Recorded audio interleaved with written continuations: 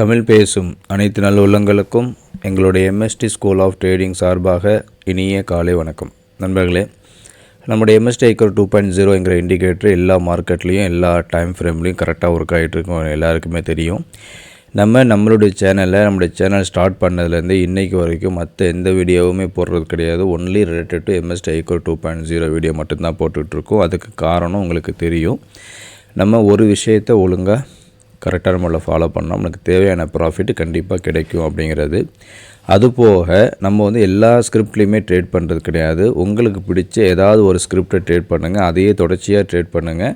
அப்போ நமக்கு கண்டிப்பாக ப்ராஃபிட் கிடைக்கும். இதுதான் நம்முடைய ஸ்ட்ராட்டஜி. இதுக்கு முக்கியமான ஒரு இன்ஸ்பிரேஷன் அப்படின்னா நம்முடைய புருஸ்லி சொன்னது தான்.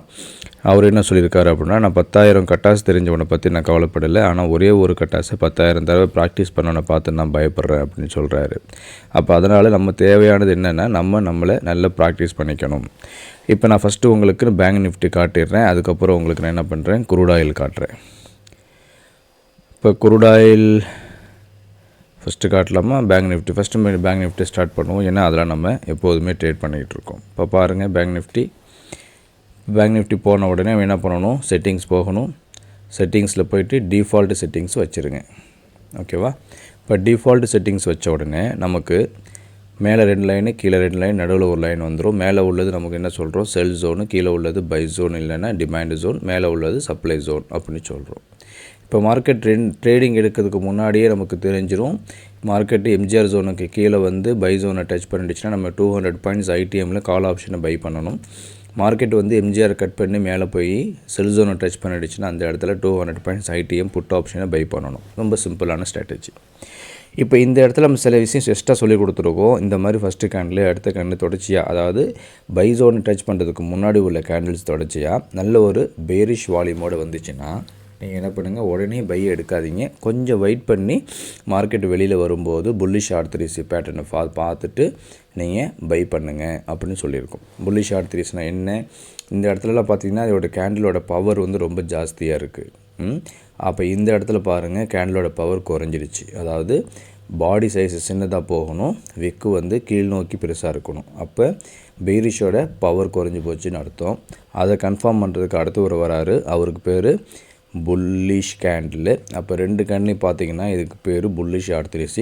இப்போ இந்த high of the bullish candle உடச்சிருச்சு அப்படின்னா திருப்பி இந்த பை ஜோனை டச் பண்ணும்போது நீங்கள் பை எடுத்துக்கணும். அவ்வளோதான். ஒரு நாளைக்கு ஒரு ட்ரேடு. பை ஆக்டிவேட் ஆச்சுன்னா செல்லு கிடையாது, செல்லு ஆக்டிவேட் ஆச்சுன்னா பை கிடையாது. ரொம்ப சிம்பிள் ஆகிடுச்சா?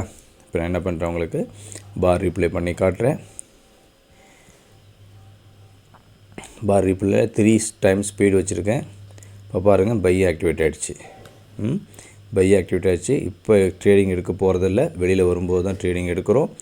அப்போது வெளியே வருது, வெளியே வந்தோடனே மேலே போயிட்டுருக்கு. இப்போ நம்ம செய்ய வேண்டியது, நம்மளுடைய செட்டிங்ஸுக்கு போங்க. செட்டிங்ஸில் போயிட்டு பை ஆக்டிவேட் ஆச்சுன்னா செல்லை கேன்சல் பண்ணுங்கள், செல்லை ஆக்டிவேட் ஆச்சுன்னா பையை கேன்சல் பண்ணுங்கள். ரொம்ப சிம்பிள். எஸ்எல் ஹிட் ஆகிடுச்சுன்னா செகண்ட் ட்ரேடு எடுத்துக்கோங்க. இந்த இடத்துல நம்ம எக்ஸ்ட்ரா ஒரு டார்கெட்டை நான் ஆக்டிவேட் பண்ணுறேன். தேவைப்பட்டால் நீங்கள் வச்சுக்கலாம், இல்லை 3 டார்கெட்லேயே வெளியே வந்துக்கலாம். கட்டாயமாக நீங்கள் வெயிட் பண்ண வேண்டிய அவசியம் கிடையாது. ஒரு நாளைக்கு ஒரு டார்கெட் ஹிட் ஆனாலும் நமக்கு போதும், ஓவராலாக நல்ல ஒரு ப்ராஃபிட்டு கிடைக்கும். இப்போ நான் என்ன பண்ணியிருக்கேன், 2மே ஆக்டிவேட் பண்ணியிருக்கேன். எஸ்எல் ஹிட் ஆகிடுச்சுன்னா செகண்ட் செல்லுக்கு போயிடுவேன், பை ஆக்டிவேட் ஆச்சுன்னா பையோட டார்கெட்டுக்கு போயிட்டு டார்கெட்டு புக் பண்ணிவிட்டு வெளியே வந்துடுவேன். என்ன ஆயிருக்கு பார்ப்போம். இப்போ நம்ம இது வரைக்கும் 3 டார்கெட்டு 4 டார்கெட்டு கொடுத்துருச்சு. இப்போ 4 டார்கெட் நமக்கு ப்ராஃபிட் கிடச்சிருச்சு. அப்போ இந்த மாதிரி ப்ரீவியஸ் கேண்டில் நல்ல ஜியாண்டு கேண்டிலாக இருக்குது அப்படின்னா ஒன்று நீங்கள் வெயிட் பண்ணி வெளியே எடுக்கலாம், இல்லைன்னா கபடி கால்குலேஷன் ஆக்டிவேட் பண்ணலாம். அப்படி இல்லைன்னா இந்த இடத்துல செட்டிங்ஸில் போயிட்டு 2Dன்னு போட்டிருக்கிறத நீங்கள் 3Dயாக மாற்றிக்கலாம். ஸோ 3 ஆப்ஷன் உங்களுக்கு இருக்குது. ஆனால் நீங்கள் செய்ய வேண்டியது, ஏதாவது ஒரு கன்ஃபர்மேஷன் பேஸில் நீங்கள் ட்ரேட் எடுத்திங்கன்னா உங்களுக்கு நல்ல ஒரு ஹை ப்ராஃபிட் கிடைக்கும். அதுதான் நம்மளுடைய சொல்கிறோம். பயந்துக்கிட்டு எடுக்க தேவையில்லை, கன்ஃபர்மேஷன் எடுங்க. ஆனால் ஓவராலாக இன்றைக்கும் சொல்கிறோம், நிஃப்டி பேங்க் இன்னமும் செல் மோடில் தான் இருக்குது.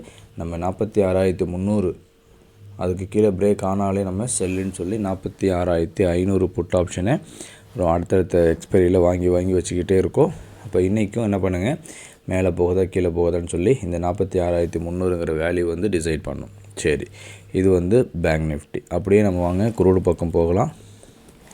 இப்போ குரூடில் என்ன ஆயிருக்குன்னு சொல்லி பார்க்கலாம். அப்போ நீங்கள் போகிறதுக்கு முன்னாடி என்ன பண்ணணும், செட்டிங்ஸுக்கு போங்க, டிஃபால்ட் செட்டிங்ஸை கொடுத்துருங்க. அதுக்கு முன்னாடி நான் இங்கே டி மட்டும் வச்சிடுறேன், மற்ற எல்லாமே அப்படியே இருக்கட்டும். அப்படி இல்லையா நான் டிஃபால்ட் செட்டிங்ஸை கொடுத்து உங்களுக்கு ஃபஸ்ட்லேருந்தே உங்களுக்கு காட்டுறேன். அப்போ இந்த இடத்துல என்ன இருக்குது சொல்லி பாருங்கள். ஃபஸ்ட்டு பை ஆக்டிவேட் இருக்கா, செல் ஆக்டிவேட் இருக்கா? ஃபஸ்ட்டு இந்த இடத்துல பை தான் ஆக்டிவேட் ஆகிருக்கு. லோ என்ன வந்திருக்கு, 6304. நம்மளுடைய பை என்ட்ரி என்ன, 6305. எப்படி பாருங்கள், எவ்வளோ அக்யூரேட்டாக நமக்கு பை ஆக்டிவேட் ஆகிருக்கு பாருங்கள். அதுக்கப்புறம் செல்லு வரைக்கும் போயிருக்கு, அங்கேயும் செல் ஆக்டிவேட் ஆகிடுச்சு, பை வரைக்கும் வந்திருக்கு. திருப்பி பை ஆக்டிவேட் செல்லு போயிருக்கு, செல்லு போன பிறகு ஒரு டார்கெட் கொடுத்துருக்கு, திருப்பியும் செகண்ட் பை ஆக்டிவேட் ஆகிடுச்சு, எல்லா டார்கெட்டுமே நமக்கு கொடுத்துருக்கு. நீங்கள் செய்ய வேண்டியது என்ன, பையில் இருந்தால் பையிலே இருங்க, செல்லுக்கு போனால் செல்லில் இருங்க. இல்லை நான் அக்ரெசிவ் ட்ரேடர் சார், எனக்கு நான் ஸ்ட்ரிக்டாக ஸ்டாப் லாஸ்லாம் வச்சுப்பேன், நான் இதுவும் ட்ரேட் பண்ணுறேன், அதுவும் ட்ரேட் பண்ணுறேன், இதுவும் ட்ரேட் பண்ணுறேன், இதுவும் ட்ரேட் பண்ணுறேன், இதுவும் ட்ரேட் பண்ணுறேன்னா உங்களுக்கு எல்லாத்துக்குமே வாய்ப்பு இருக்குது. இருக்கிற வாய்ப்பை யூஸ் பண்ணிக்கிங்க. ஆனால் எஸ்எல் ஹிட் ஆகிடுச்சுன்னா மார்க்கெட் வந்து ரிவர்ஸ் ஆகும் அப்படின்னு சொல்லி ஒரு குருட்டு நம்பிக்கையில் நீங்களாகவே இருக்க வேண்டாம். எஸ்எல் ஹிட் ஆகிடுச்சுன்னா மார்க்கெட் ட்ரெண்ட் ஆகிடுச்சு, ரிவர்ஸ் ஆகிடுச்சுன்னு அர்த்தம். நீங்கள் அடுத்த லெவலுக்கு மாற்றிக்கிட்டு போயிட்டே இருங்க. தேவையில்லாமல் லாஸை மட்டும் பார்த்துக்கிட்டே வைக்காதீங்க. ப்ராஃபிட் வந்தால் நல்லா ஸ்டாப் லாஸ் ரிவைஸ் பண்ணி மோர் ப்ராஃபிட் எடுங்க. ஆனால் லாஸ் வரும்போது கட் பண்ணிவிட்டு வெளியில் வந்துடுங்க. இன்றைக்கி இல்லாட்டி நாளைக்கு பார்த்துக்கலாம், மார்க்கெட் எங்கேயும் ஓடி போகாது. இப்போ இந்த இடத்துல நீங்கள் செய்யலாம், ஒன்று டார்கெட் எக்ஸ்டெண்ட் பண்ணலாம், அப்படி இல்லாட்டி இந்த இடத்துல ரேஞ்ச் இருக்குது இல்லையா, டைனின்னு கொடுத்துருக்கோம், நீங்கள் ஸ்மால் டார்கெட்ஸும் கொடுத்து ரேஞ்சு எக்ஸ்டெண்ட் பண்ணிக்கலாம். அப்போ இந்த இடத்துல பாருங்கள் உங்களுக்கு என்ன இருக்கும், கரெக்டாக 3 டார்கெட் உங்களுக்கு சூப்பரான முறையில் அழகான முறையில் ஹிட் ஆகிடுச்சு. அப்போ நமக்கு மூணு டார்கெட் அப்படின்னா நமக்கு ஸ்மால் டார்கெட் கொடுத்துருக்கேன், அதாவது 1:3 ரேஷியோவில் கொடுத்துருக்கேன்.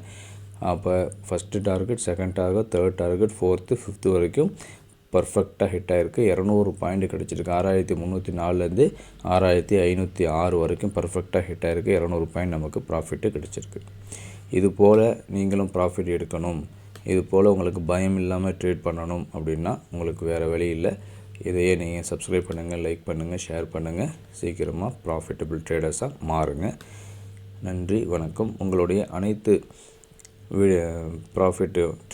ட்ரேடுகளும் ப்ராஃபிட்டில் முடிவதற்கு எங்களுடைய சார்பாக வாழ்த்துக்கள். நன்றி.